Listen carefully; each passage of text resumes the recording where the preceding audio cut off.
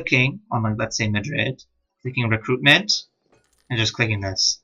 I'll immediately have this guy hammering down on an anvil, and once it fills up with green, the guy will pop up, and he'll have to slowly have his morale filled up. Alternatively, you can just right-click on a province, and it brings up the options. You can do Latin Medieval, Chevauché, or you can pick a mercenary. Mercenaries are good, and I talked about this earlier, I know. They're more expensive, except they pop up really quickly. So you can see Latin Knights is only 20 days, while here it's 82 days for a Chevauché. So if you're really in need of mercenaries, you can build them and low on manpower, for example. These guys are good to make. Otherwise, stick to making your more long-term troops. For example, Burgundy gets a bonus with mercenaries through one of the decisions. I don't, though. Not much of a difference. I'm just going to build 3. Let's continue the game. Increase this by 1. You can see I've got a river here, so I might actually want... I'm actually going to split up my army here. Leave a little bit of guys. If they try to cross the river, I'll stop them. You can see this is changing colors because we had recently changed from Chauvet-Chaud. We changed from Latin Knights to Chauvet-Chaud. Sorry, why do I keep saying Chauvet-Chaud? Chauvet-Chaud. But actually now we're going to change back because we want that 1 green defensive morale because we're going to be defending across this river. And actually, you know what? I'm going to be making another... actually not worth it. I'll just put 1 guy here, bring these 2 guys down here. So who are my allies? I don't actually have any allies. Can I ask France? Very likely. Okay, awesome. I'm now allied with France. I can see everything that's happening in their borders. And I can see they're currently at war with Naples. Oh! This thing that just popped up here is there's a call to arms, basically, from our allies in France. So the nation of France, faithful allies, requesting they come to their aid in conflict against Naples, Provence, Ferrara, and the Modena. If I was playing, usually I'd actually perhaps go ahead and click accept because I'm more of a war trailblazer. This time, just because I'm going to limit my war to Granada, I'm going to decline. However, as I've declined, as you can see, the lights went off. I'm no longer allies with France, which frankly I don't really care about. So here we go. If you see, I can drag over these 2 guys, and I can merge selected. And here I can do the same and merge them all together. Smugglers running rampant. So this is an example of one of the events, one of the many events that can pop up throughout the game. By the way, events will differ depending on the national ideas you have, the decisions you've taken, religious policies you've taken. So it really makes a difference events will change depending on how you play as a country. So people are finding lots of ways of getting around paying taxes and fees on moving goods. This is cutting into our income, but stopping it would cost quite a lot in the short run. So stop them, and I pay 119 ducats and lose 1 stability. Or it's too expensive, and I just get -10 to trade and national tax modifier. You know what? I'm just going to do it's too expensive. I cannot lose stability at the moment, and I do not want to lose all my gold. By the way, because I declined to help my friend France, I've taken a prestige hit as well. So, but I can increase that later on. So now I'm going to declare war against Grenada. I can see they're allied with Algiers and Morocco, which you might not think is that big of a deal, but this early in the game, Morocco and Algiers still have very powerful cavalry, which could really decimate me. At the same time, though, I have a much better navy than them. But just to make sure, I'm going to ally myself with Portugal. That's nice, very likely. Perfect. Are they at war with anyone? With Leinster, because they're in alliance with Britain. That's actually really no problem. Okay, so let's begin the battle. So now I got Reconquest, Holy War, or Conquest. Conquest only allows me to get that full annexation of Gibraltar, and that's special from my mission. I can see from there. It's from there. However, what I've noticed is that I don't actually have a core on Gibraltar right now. So if I actually completed this mission, I would get a core on Gibraltar. So this actually might be better than the other mission, which allows me to conquer all of Granada. But anyway, I can do it because I've got Reconquest on all of them. I get 0 infamy for Reconquest or 25 infamy, but increased prestige. I'm going to go for the prestige. I'll take a little bit of extra infamy, but I want that extra prestige to help with my deficit at the moment. So I'm going to call my allies in. Portugal is very likely, so that's good. I do. Before I begin, I want to make sure I have a leader. I do, Enrique III. I could hire another guy for 55 ducats, but my army tradition is currently at 0, so he would really be crap, and frankly, I don't think it's necessary. So let's begin. So Portugal has honored their alliance with us, and Morocco and Algiers have decided to join as well. I'm going to mobilize my fleet and protect my shores.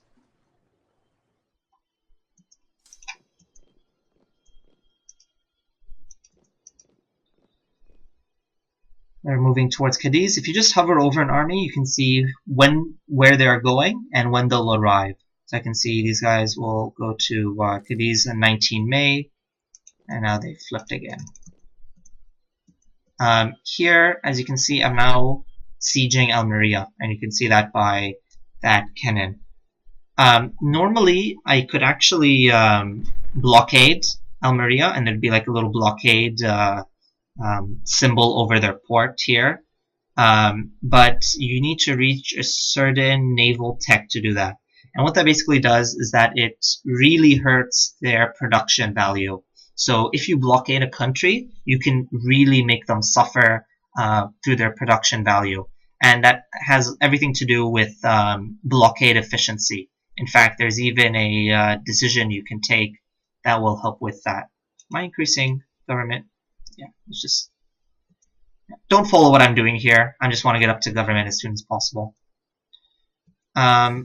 Okay, so they actually got across the river, but they're yellow. And I am green, so I got higher morale than them. I don't have a commander. They do. So they have that extra shock from Muhammad the 7th Nasrid. So that's going to hurt me. And it's all about these dice rolls. So these are like the random chance, I suppose you could say. So I have a dice roll of 9, and they have a dice roll of 6. So I have a higher dice roll than them. And that's modified by my cavalry, how much troops I have compared to them. I can see here, for example, I can see here that these are my Lyon 1st Regiment, which is my cavalry on the sides, and I got my 2 infantry guys in the center. And we're squaring off against Granada's 4 Muslim archers, as I can see down here. And I can see their morale and everything about them. Generally speaking, you don't need to actually worry about this. Just follow the green bars. Whoever reaches 0 morale or runs out of troops first loses the battle. Usually, you'll run out of morale first. So I won. I can see I got a small prestige. See, the prestige is plus 2.5. Tell you the truth, I don't actually know what the T and the WE means. What I believe, however, is that, yeah, I get a small increase to my war score. So, yeah. So I get an increase in prestige while they get their prestige decreased. I can see all my stats, how many troops I lost, and and how many are remaining, both for me and for them. Let me quickly go over this screen. I can see these shields will stack up depending on how many different types of wars you have. So currently, this is the Castilian Crusade against Granada, which started in 1400. So my war capacity means how much I'm able to continue fighting economically and manpower-wise. This is a conglomeration of several different things, this war capacity.